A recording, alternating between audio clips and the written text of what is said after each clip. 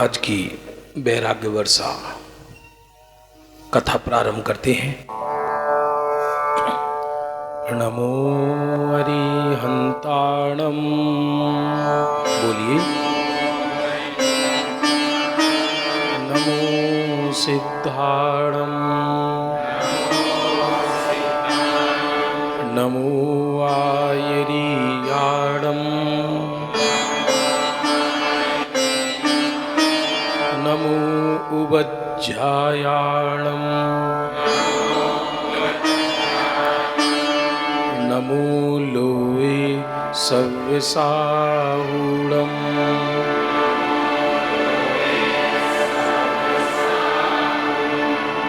एषो पंचनमो यारो,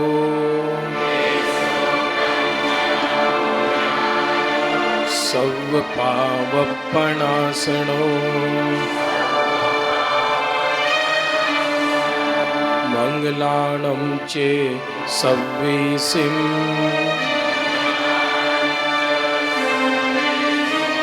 परमं हवै मंगलम्।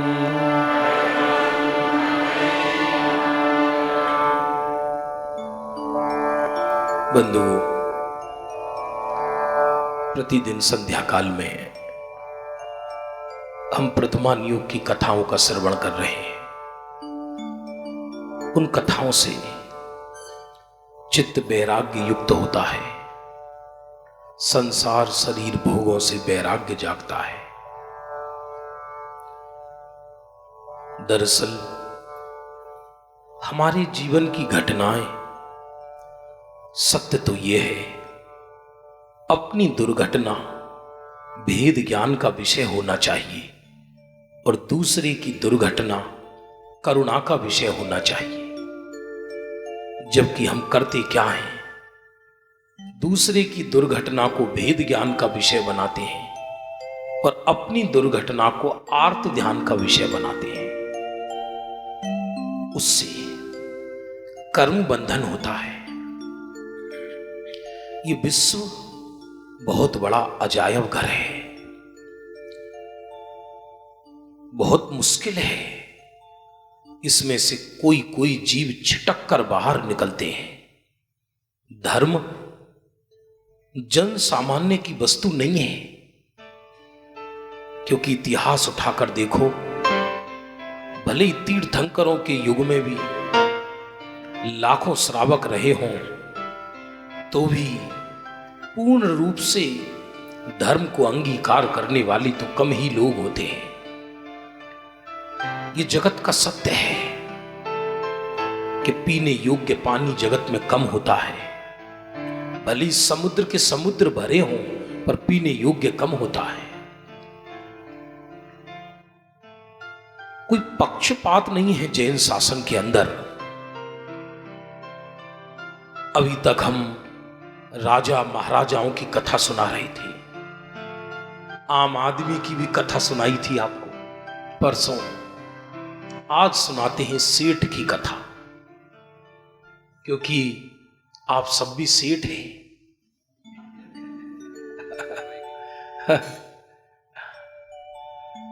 क्योंकि वर्तमान में जिन धर्म को पालन करने वाले लोग ज्यादातर वणिक हैं।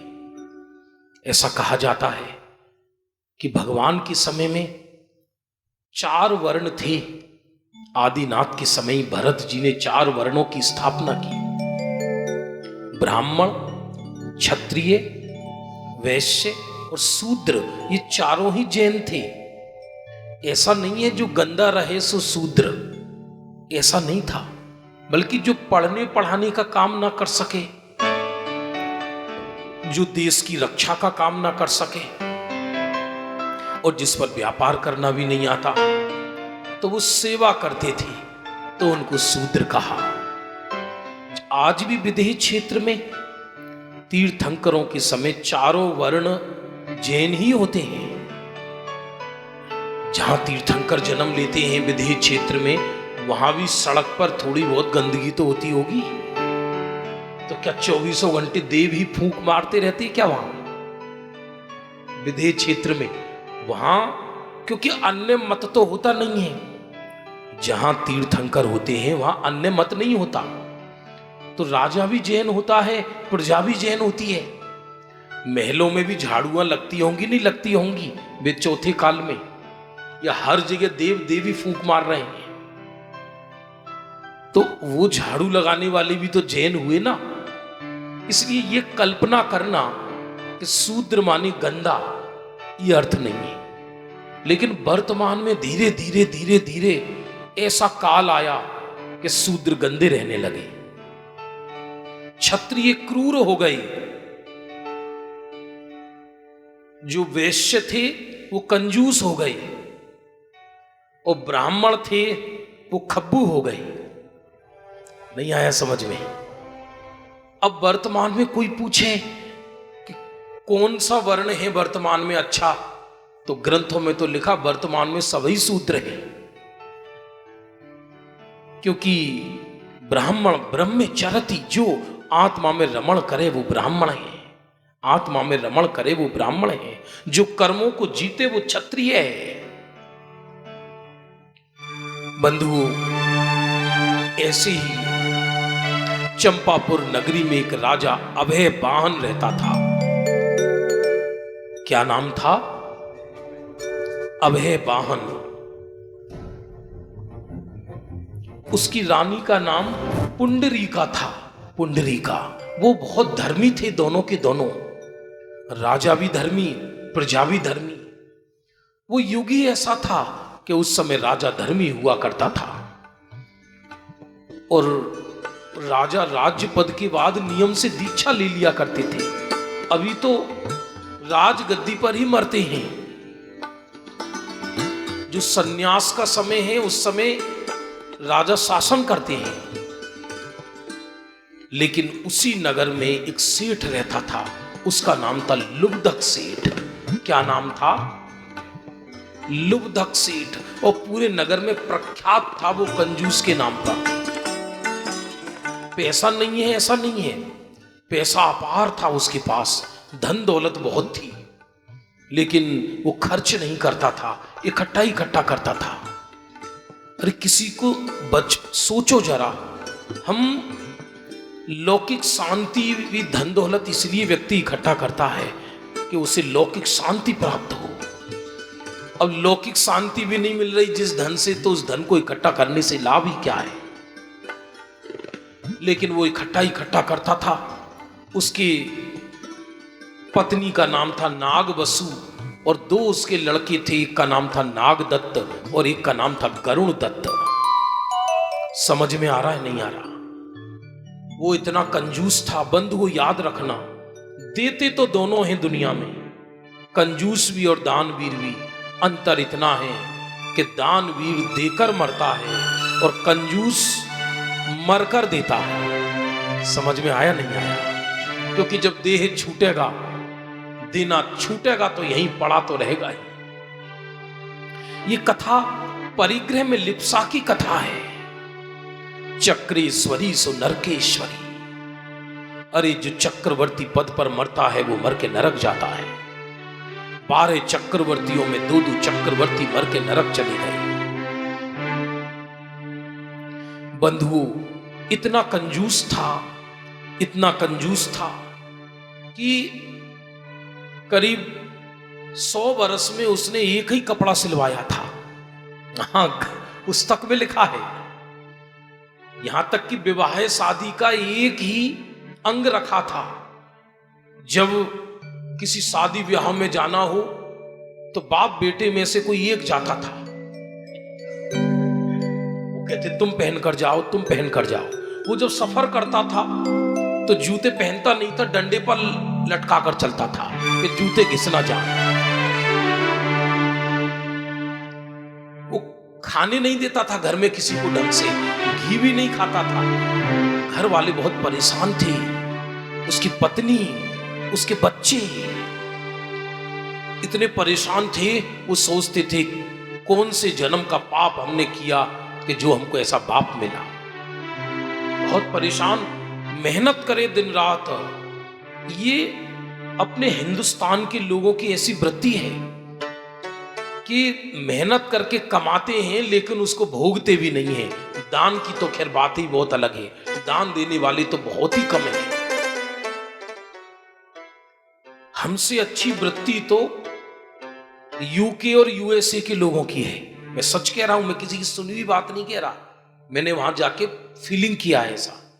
हम जब ये परिग्रह की कथा सुना रहे तो कहते कि हमारे यहाँ तो ज्यादा ये लंदन के बासिंदे हैं, रहने वाले यूके वाले लोग, इंडियन नहीं, जो वहां के जन्मजात लोग हैं, उनमें ज्यादा इकट्ठा करने की वृत्ति है ही नहीं, है ही नहीं। जो मिलता है उसे सब उड़ा देते हैं, जो मिलता है उसे सब उड़ा देते हैं।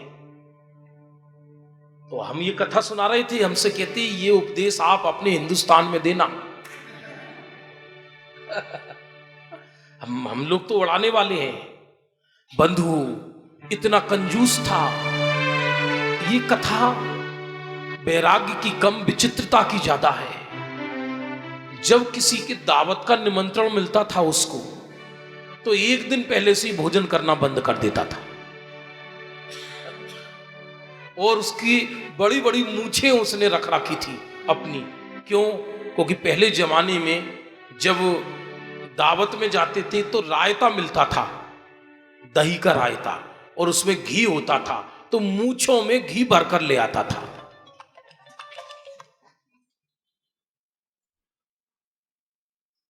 पुस्तक में लिखा है,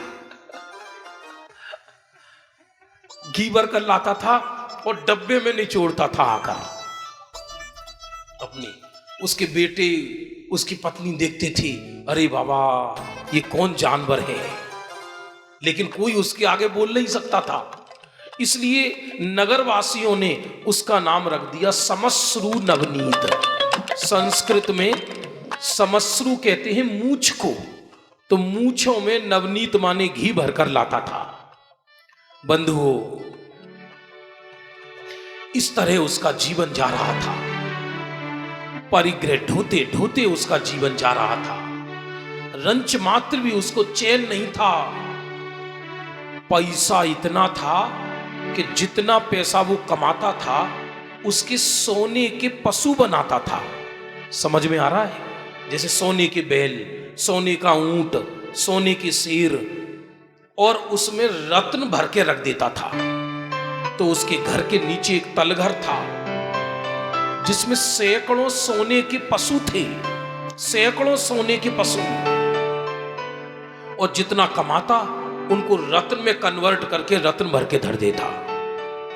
बच्चों को कहता, बाहर से मकान को सजा के नहीं रखता था, कहता था नजर लग जाएगी।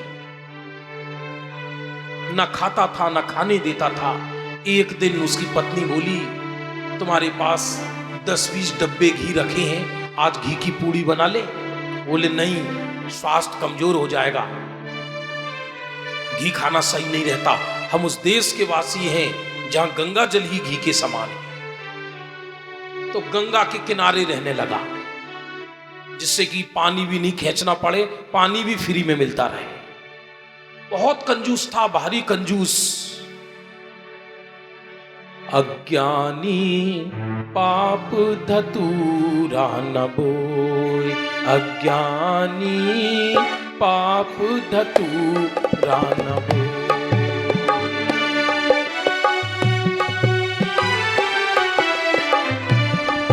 अज्ञानी पाप धतूरा न बोए। 24 घंटे पाप पाप पाप करता था। अब एक दिन बड़ा वो चिंता मग्न था। उनके दोनों बेटों ने लुब्धक सेठ बापू से पूछा, बापू चिंता क्या है तुम्हें? बोले बेटे, मुझे चिंता ये है, मेरी आयु निकलती जा रही है, लेकिन सारे पशुओं की जोड़ी पूरी हो गई, लेकिन एक बैल अभी अधूरा पड़ा हुआ है। ये चिंता थी उसको, बैल अधूरा पड़ा हुआ है। मंदिर भी नहीं जाने देता था बच्चों को। कहता था भगवान तो दातार हैं, हम क्यों चढ़ाएं भगवान को, ऐसा कहता था। दिन रात बेचैन था वो, बेचैन परिग्रह की लिप्सा में। आज भी दुनिया में बहुत से लोग ऐसे मिल जाएंगे ना तो जिनको दान की भावना आती है, ना ढंग से खाते हैं, केवल इकट्ठा ही इकट्ठा करते रहते हैं। और ये नियम है, वव्वारम परिग्रह नरकस्यायुषा। बहुत आरंभ और बहुत परिग्रह के फल में जीव नरक गति में अनंत कष्ट उठाता है, अनंत अनंत कष्ट उठाता है, जिसकी कल्पना नहीं कर सकते। ये कल्पना नहीं है बंधुओं। परिग्रह में ममता, परिग्रह में सुख बुद्धि जीव को अनंत कष्ट देता है।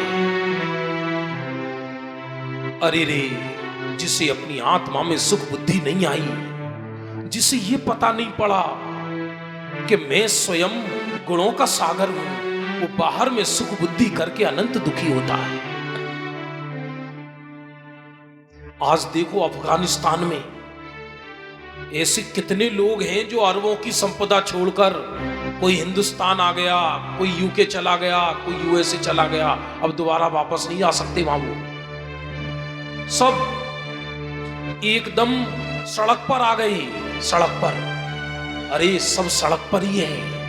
ये बिल्डिंग क्या आत्मा के प्रदेशों में घुस जाती है क्या? विचार करो। यह धन दौलत आत्मा के प्रदेशों में घुस जाता है क्या? कल्पना करो। ये कपड़े लत्ते आत्मा में घुसते हैं क्या? बंधुओं, एक दिन क्या हुआ, ये कथा बहुत शांति से सुनने की है, ये किसी दूसरे की कथा नहीं है। हो सकता है तुम्हारी हमारी कथा हो।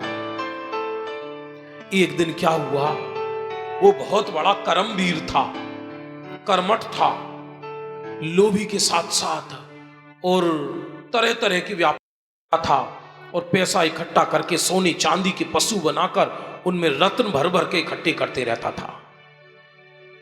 सब्जी खरीदने भी वो संध्या काल में जाता था, क्योंकि सुबह महंगी मिलती है, शाम को सस्ती मिलती है। वो उसको ग्रंथों में प्रसिद्ध कंजूस था, वो प्रसिद्ध कंजूस और महापैसे वाला था। सुनो सुनो सुनो बंधुओं, एक दिन उस चंपापुर नगरी में भीषण बारिश हुई, भीषण बारिश, भारी बारिश हुई, तो उसका व्यापार थोड़ा सा स्लो हो गया। तो उसने पत्नी और बेटों से कहा, देखो 7 दिन बारिश लगातार हो रही है, अब कैसे कमाएंगे, कैसे खाएंगे? तुम तो घर में पड़े पड़े सो रहे हो, चलो कुछ काम करो बारिश में। बोले क्या करें बापू?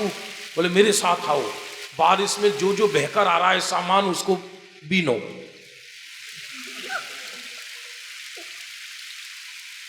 तो बारिश में लकड़ियां बह बहकर आ रही थी, लकड़ियां। तो उसकी पत्नी उसको कहा चलो चलो, और उसके दोनों बच्चे अपने घर से निकालकर भीषण बारिश के अंदर लकड़ियां बीन बीन कर उनके बंडल बना बनाकर साइड में रख रहे थे ऐसा, और खुश हो रहा था। इसको कहते कमाई, सीखो कुछ हमसे, सीखो कुछ हमसे। नाम था लुब्धक सेठ। ये दृश्य उस नगर का राजा और रानी महल के ऊपर से देख रहे थे। ये दृश्य महल के ऊपर से राजा रानी देख रहे थे। रानी को उस पर दया आई, उसने राजा से कहा, महाराज हमारे नगर में कोई इतना गरीब है कि बारिश में लकड़ियां बीनता है और फिर उसका पेट भरता है। नहीं, ये शोभा नहीं देता, इनको बुलाओ और इनकी गरीबी दूर करो। राजा ने दूत भेजा उस सेठ सेठानी के पास, सेठ जी के पास भेजा लुब्धक सेठ कि तुमको राजा ने याद किया है। अब लुब्धक सेठ राज दरबार में पहुंचे। राजा ने कहा, तुम इतने गरीब हो, लकड़ियां बीनते हो, अच्छा नहीं लगता। हमारे शासन में आप लकड़ी बीनो बारिश में, मांगो तुम्हें क्या चाहिए, जो चाहिए वो मांगिए, आप जो चाहिए वो मांगिए, तुम्हारी इच्छा पूरी करी जाएगी। और सेठ तो सोचा बड़ा भारी पुण्य का उदय आया है। काफी देर घंटों सोचता रहा क्या मांगे क्या मांगे। राजा से गर्दन झुकाकर बोला, महाराज बस एक बैल दे दो। राजा बोला, कैसा पागल है, यदि मुझसे ये आधा राज्य मांगे तो मैं इसे आधा राज्य दे दूंगा, लेकिन ये तो केवल एक बैल मांग रहा है, एक बैल मांग रहा है। तो नहीं, एक नहीं 10 बैल ले लो। बोले नहीं महाराज, एक बैल बहुत है, मेरे पास एक बैल तो है, उसकी जोड़ी पूरा करना है मुझे, एक बैल दे दो। तो उसने अपने दूत को कहा, जाओ उस लुब्धक सेठ को एक बैल दे दो। अब वो हजारों बैलों में देख कर आया, फिर राजा के पास वापस आया, महाराज मेरा जैसा एक भी बैल नहीं है इसमें। बोले क्या बोल रहे हो? बोले हाँ, मेरा जैसा एक भी बैल नहीं है, मुझे मेरा जैसा बैल चाहिए। कि क्या कहते हो? क्या आओ मेरे घर में दिखाता हूं तुम्हें बैल कैसे होते हैं। अब क्या होता है, राजा को कौतूहल हुआ और राजा उस लुब्धक सेठ के साथ उसके घर गया। लुब्धक सेठ के साथ उसका घर गया और वो उसकी पत्नी बड़ी प्रसन्न हुई कि आज हमारे घर में राजा आए हैं, और दोनों पुत्र बड़े खुश हुए। ये सेठ जी अपने तलघर में ले गई और वो सोने के पशुओं की जोड़ी देखकर राजा का माथा सन्न रह गया। अरे रे रे रे, राजा तो ऐसे होना चाहिए था। मैं राजा हूं, मेरे पास भी नहीं ऐसी सोने की पशुओं की जोड़ी तो बड़ी बड़ी। और सेठ जी बोला, महाराज देखो ये मेरा एक सोने का बैल तो पूरा हो गया, एक अधूरा पड़ा है, एक बैल ऐसा चाहिए। राजा माथे पे हाथ रख के हद हो गई, ये कैसा सेठ है। उसकी पत्नी नागवसु बड़ी प्रसन्न हुई कि राजा आज मेरे घर में आए हैं, तो आज तो राजा घर में आए तो इनको कुछ भेंट देनी चाहिए। और राजा के सामने सेठ जी कुछ कह भी नहीं सकेंगे, तो तुरंत वो थाल निकाल के लाई और थाल में बहुत सारे रत्न भरे, बहुत सारे रत्न पशुओं की जोड़ी में से निकाल निकाल के। सेठ जी बार बार देख रहे, क्या कर रही है ये, पागल हो गई है क्या, क्या कर रही है ये, पागल हो गई है क्या, क्या कर रही है। एकदम बोले नहीं, पागल नहीं हुई, आज मुझे अच्छा कार्य करने की इच्छा हो रही है। और उसने रत्नों का थाल सेठ जी के हाथ में थमा दिया, लो राजा को भेंट दो, राजा को भेंट दो। और सेठ जी के हाथ कांपने लगे, ऐसे हाथ कांपे, ऐसे हाथ कांपे कि वो थाल नीचे गिर गया। राजा को मालूम पड़ गया कि इस सेठ की भावना अच्छी नहीं है। तो राजा उस सेठ का दूसरा नाम रख दिया, उसका नाम रख दिया फणहस्त। क्या नाम रख दिया? फण। फण माने सांप का फण, हाथ है जिसके फण के समान। अरे कमाने वाले तो दुनिया में बहुत मिल जाएंगे, सच बात तो यह है कि पैसा कमाने से आता ही नहीं है, पुण्य से आता है। लेकिन ऐसा भी नहीं है कि जिन पर हो वही देते हो, ऐसा भी नहीं है। पद्म नंदी पंच विसितका में तो ऐसा लिखा है, दान अपनी आय का चौथा भाग दान उत्तम दान कहलाता है। कितना भाग? चौथा। जैसे यदि कोई 1 लाख रुपए महीने कमाता है तो 25,000 रुपए महीने दान दे। और मध्यम दान कहलाता है अपनी आय का 6ठा भाग। और जघन्य दान कहलाता है अपनी आय का 10वां भाग। सुनना बंधु, 10वां भाग कहलाता है अपनी आय का। और ये तक लिखा, किसी ने तर्क दिया कि हम पर तो इतना भी नहीं है, तो सदा सुखदास जी रतनकंड श्रावकाचार में कहते हैं, जो मांगकर खाता हो उसको भी दान देना चाहिए। बोले वो कैसे देगा? कि एक रोटी मांगकर लाया तो एक रोटी में एक टुकड़ा दान देना चाहिए उसको, जिससे उसे अगले जन्म में नहीं मांगना पड़े। बंधुओं, ये जिन शासन है, एक एक परमाणु जो हमारे मुंह में जाता है वो दिया हुआ जाता है। निश्चित है यदि हमने किसी को खिलाया होगा तो ही हमारे मुंह में परमाणु जाएगा, अन्यथा एक दाना भी जाने वाला नहीं है। खद्यान के खद्यान पड़े रह जाएंगे, भरा का भरा रह जाएगा घर, लेकिन अभी देखना इस कोरोना में ऐसा ही हालत हुई है, लोग अपने सगे संबंधियों से मिल ना सके, उनको अपने हाथ से खिला ना सके और देह छूट गए उनकी। इधर क्या होता है, फण हस्त नाम रख दिया। अब तो उनके पुत्र भी घृणा करने लगे पिता से, पत्नी भी घृणा करने लगी, सोचने लगी कि धिक्कार है इनकी संग्रह वृत्ति को, और डरा कर रखते थे बच्चों को भी और पत्नी को भी, न खर्च करते थे न करने देते थे। अब क्या हुआ, लुब्धक सेठ सोचने लगा कि अभी मेरे बैल की जोड़ी पूरी करना है, कहीं आयु पूरी ना हो जाए। बैल की जोड़ी पूरी नहीं हुई तो क्या होगा। अरे धन्य तो वो लोग होते हैं कि आयु पूरी होने से पहले अपने परिग्रह को छोड़ देते हैं। धन्य तो वो लोग होते हैं कि आयु पूरी होने से पहले इस देह को छोड़ देते हैं, अर्थात देह से भेद विज्ञान कर लेते हैं। मैंने तो जब सुना तो मुझे तो बड़ा आश्चर्य हुआ था।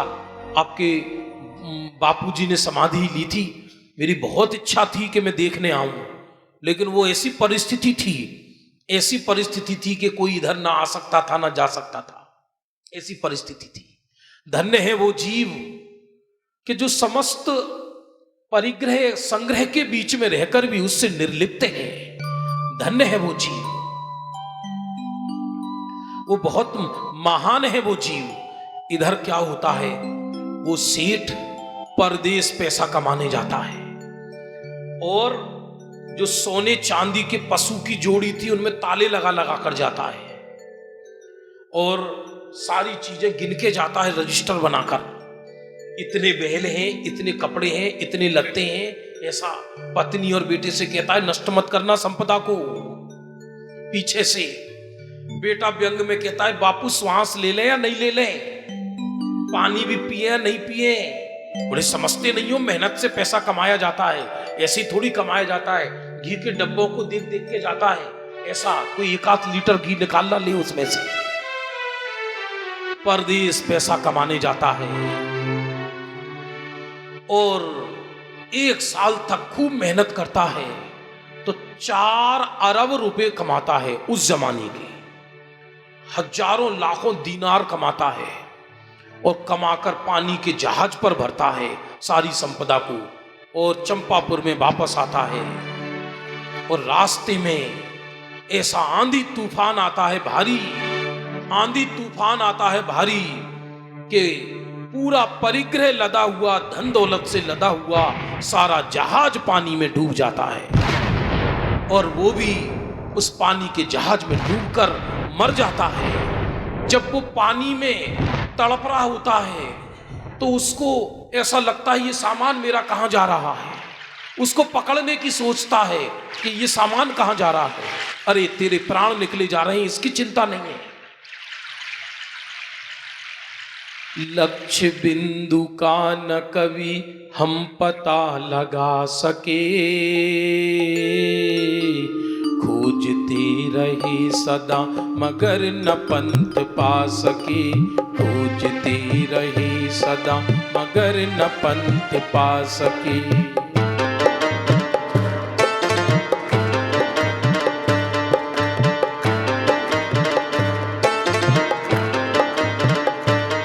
अरे लक्ष्य बिंदु का न कभी हम पता लगा सके,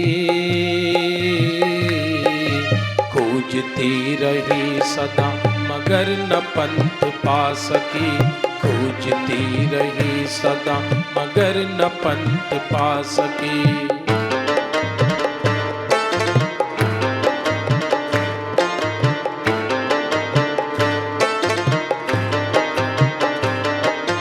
नरक में गया कवि वहाँ महान क्लेश था, नरक में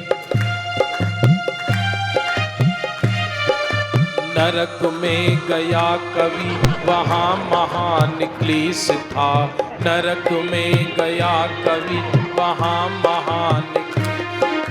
चीड़ फाड़ थी घनी विचित्र वहाँ वेश था, चीड़ फाड़ थी घनी विचित्र वहाँ दम लगा घुटा घुटा, प्राण भी लुटा लुटा। दम लगा घुटा घुटा, प्राण भी लुटा लुटा। किंतु पूर्ण आयु तक उसी जगह रहा डटा। किंतु पूर्ण आयु तक उसी जगह रहा डटा। थे बड़े चतुर न किंतु भाग्य को हटा सके। खोजते रहे सदा मगर न पंथ पा सके। खोजते रहे सदा मगर न पंथ पा सके।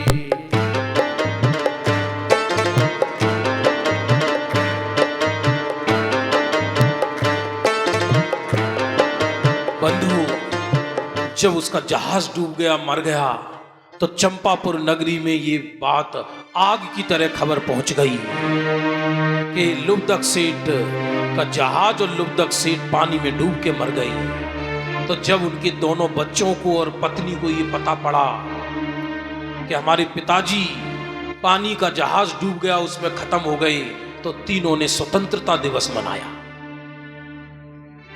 उनको कोई कष्ट ही नहीं हुआ रंच मात्र भी पिता के खत्म होने का। दोनों बच्चों को कोई अंदर रंच मात्र भी कोई फर्क नहीं पड़ा। वो बहुत प्रसन्न हुए, क्योंकि वो सोचते थे कि अरे ना खर्च करने देते, ना खाने देते हैं ढंग से। बंधु, वो याद रखना, यदि आप अपनी समाधि चाहते हो और ये अपनी समाधि चाहते हो, तो जीते जी स्वयं ही अपने परिग्रह को छोड़ दो, जीते जी।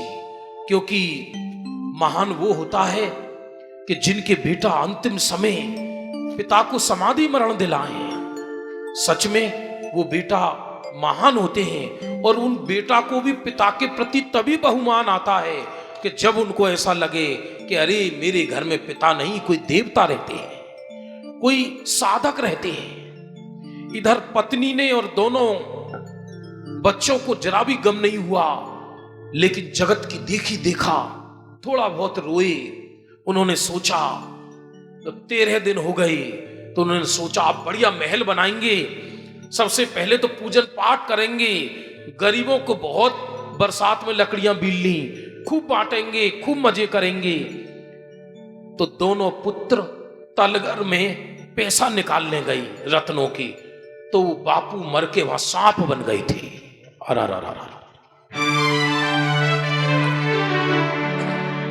और जैसे ही ये सोने की पशुओं की जोड़ी को खोलकर उसमें से रत्न निकाल रहे थे गरुण दत्त और ये, तो तुरंत जो सर्प है वो फड़फड़ाता हुआ आया कि एक कौड़ी भी नहीं लेने दूंगा।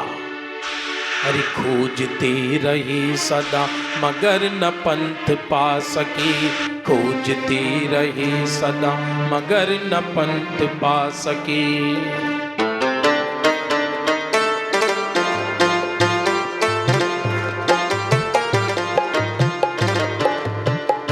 इधर तो बड़ी परेशानी हो गई जान को। अब तो ये माथे पर इन्होंने सोचा क्या करें। तो मां ने और दोनों बच्चों ने एक काम किया, चलो ऐसा करते हैं कि तीनों मिलकर इसको मार देते हैं। तो डंडा लेके गई रात्रि में और एक बहुत बड़ा डंडा लिया, और जैसे ही ये रत्न निकालना देखते कि यदि निकालने नहीं देते तो इसको मार देते हैं।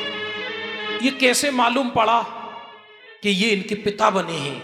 क्योंकि ये दोनों मुनिराज के पास गई कि प्रभु हमारे घर में तलघर में सर्प है, वो कौन है? तब मुनिराज ने कहा, हे गरुण दत्त, हे नागवसु, तुम्हारे घर में ये जो सर्प पैदा हुआ है ये तुम्हारे पिता ही मरकर पैदा हुए हैं। आपको मालूम नहीं है, परिग्रह वृत्ति वाले, संग्रह वृत्ति वाले घर में चूहे भी बन जाते हैं मोटे मोटे। कभी कभी तो व्यक्ति अपने ही मोहल्ले में कूतड़ा बन जाता है, मरकर कुत्ता बन जाता है, और अपने घर के दरवाजे के बाहर बैठा रहता है। घर वाले उसे भगाते तो भी वो बार बार वहीं बैठता है, आकर बार बार वहीं बैठता है। लेकिन हमको ऐसा लगता है कि वो स्वर्ग में गए हैं, वो कहीं गए हैं, लेकिन यदि परिग्रह की तृष्णा से जीव मरे, अधिकतम तो नरक ही जाता है। कदाचित थोड़े बहुत सरल परिणाम हो या त्रियंच आदि गति में भी चला जाता है। तब उन दोनों बेटों को बहुत कष्ट हुआ, लेकिन अंदर से भाव आया कि हम तो अब नहीं जिया जाता। तो आधी रात के समय तीनों जनी डंडे लेकर गई और रत्न पशुओं की जोड़ी से निकालने लगी। लेकिन जैसे ही उसने फण उठाया, जैसी फण उठाया तो उन्होंने डंडे से पिटाई शुरू कर दी और सर्प के वहीं प्राणांत हो गए। वहीं तड़प तड़प कर सर्प मर गया। बंधुओं, आज उस दिन तो पत्नी नहीं रोई थी जिस दिन उसके स्वामी खत्म हुए थे, पर आज उसकी पत्नी भी फूट फूट कर रोई, उसके दोनों बेटा भी फूट फूट कर रोए। इस संसार की विचित्रता के ऊपर बहुत भारी रोए। वहीं सर्प तड़प तड़प के मर गया, मरकर 5वें नरक गया, मरकर 5वें नरक गया। वो एक कथा ग्रंथों में आई है। अब तीनों ने सोचा, जब वो सर्प मर गया, अब तीनों ने सोचा अब शांति से जिएंगे, लेकिन अब जीने की जिज्ञासा खत्म हो गई। तीनों को संसार शरीर भोगों से वैराग्य आ गया। गरुण दत्त को भी, नाग दत्त को भी और सेठ की पत्नी को भी। अरे हमारे इस पति, हमारे बापू परिग्रह में इतनी लिप्सा, कहीं ऐसा ना हो कि हमको भी परिग्रह में लिप्सा हो जाए। बंधु, मालूम नहीं पड़ता व्यक्ति पे जैसे जैसे बाहर में पदार्थों की सामग्री बढ़ती चली जाती है, धन दौलत आदि बढ़ता चला जाता है, और अंदर यदि धर्म ना हो तो धीरे धीरे वो तृष्णा में परिवर्तित हो जाती है। और ज्यादा की पिपासा बढ़ती चली जाती है, पिपासा बढ़ती चली जाती है। और उस पिपासा के फल में यदि जीव देह छोड़े तो मर के नरक चला जाता है। अब इन्होंने क्या किया कि जितनी संपदा थी उस संपदा में पूरे चंपापुर नगरी में गरीबों को बंटवा दी। जितनी संपदा थी उसके सुंदर सुंदर जिन मंदिर बनवा दिए। राजा देखकर ये प्रसन्न हुआ कि कितनी संपदा है। चंपापुर नगरी में सैकड़ों मंदिर बनवाए, इतनी संपदा थी। कितनी? सैकड़ों। और चंपापुर नगरी में कोई गरीब ना रह पाए, पूरा धन बांट दिया। अंत में जिस उस पुरानी हवेली में रहते थे वो हवेली भी दान कर दी उन तीनों लोगों ने। और अंत में तीनों वन जंगल के लिए रवाना हो गए। तीनों, उनकी माता ने एक अर्जिका के चरणों में आर्य का व्रत अंगीकार किया और उन दोनों पुत्रों ने वीतरागी निर्ग्रंथ दशा अंगीकार की। उनकी इस त्याग वृत्ति को देखकर नगर वासियों ने उनकी जय जयकार की और वो कथा अमर हो गई। एक परिग्रह की लिप्सा की और एक परिग्रह के त्याग की। बंधु, इस कथा से हमको यही सीख लेनी चाहिए, यदि कदाचित पुण्य उदय से बाहर का परिग्रह मिल भी गया है कदाचित, तो उससे भेद ज्ञान रखें, यथा संभव दान दें, यथा संभव धर्म और धर्मायतन में खर्च करें, तो ये संपदा के फल में पंचम काल के अंत तक वो जिन धर्म की जय घोष होती रहती है।